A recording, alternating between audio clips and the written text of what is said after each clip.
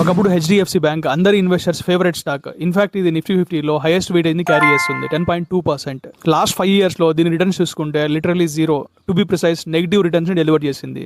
వేరాజ్ దీని కాంపిటీటర్ అయిన ICICI bank last 5 years లో 110% రిటర్న్స్ ని డెలివర్ చేసింది. ఎందుకు హెచ్డిఎఫ్సి బ్యాంక్ లో అంత ప్రెజర్ కనిపిస్తుంది ఈ వీడియోలో డిస్కస్ చేద్దాం.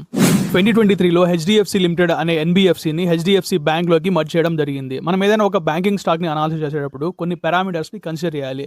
అవే net interest margin, loan to deposit ratio, cost of funds, CASA deposits. So 2023కి కంటే ముందు అంటే మర్జింగ్ జరగక ముందు ఇండస్ట్రీలోనే ద బెస్ట్ మెయింటైన్ చేసేది హెచ్డిఎఫ్సి బ్యాంక్ ఈ పారామీటర్స్ అన్నింటిలో. ఒకసారి ఈ ఇమేజ్ని అబ్జర్వ్ చేయండి. మర్జింగ్కి ముందు తర్వాత ఈ పారామీటర్స్లో ఉన్న డిఫరెన్సెస్ని చూడండి. నెట్ ఇంట్రెస్ట్ మార్జిన్లో మర్జర్కి ముందు 4.4% ఉండేది. పోస్ట్ మర్జింగ్ అంటే FY25లో అది 3.7కి పడిపోయింది. కాస్ట్ ఆఫ్ ఫండ్స్ మర్జింగ్కి ముందు 3.9% ఉండేది, అది 4.9%కి పెరిగింది. లోన్ టు డిపాజిట్ రేషియో 86-87% ఉండేది మర్జర్కి ముందు. మర్జర్ తర్వాత అది అరౌండ్ 110%కి పెరిగింది.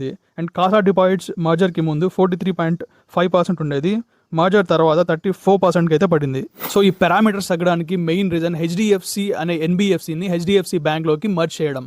జనరల్గా ఎన్బిఎఫ్సిస్ ఏం చేస్తుంటాయి, లోన్స్ ఇస్తుంటాయి. వీటిలో కాసా డిపాజిట్స్ అనేవి ఉండవు, current account, saving account deposits అనేవి ఉండవు. సో ఈ మర్జర్ తర్వాత హెచ్డిఎఫ్సి బ్యాంక్ లో కాసా డిపాజిట్స్ తగ్గాయి. దీనివల్ల లోన్ టు డిపాజిట్ రేషియో పెరిగింది. As per RBI guidelines loan to deposit ratio 75% వరకు ఉండాలి. అంటే ఏదైనా బ్యాంక్ లో ఒక 100 రూపీస్ డిపాజిట్స్ వస్తే 75 రూపీస్ లోన్ ద్వారా ఇవ్వాలి. సో మర్జర్ కి ముందు లోన్ టు డిపాజిట్ రేషియోలో 85% మెయింటైన్ చేసేది హెచ్డిఎఫ్సి బ్యాంక్. ఇది ఇండస్ట్రీలోని ద బెస్ట్ అనమాట.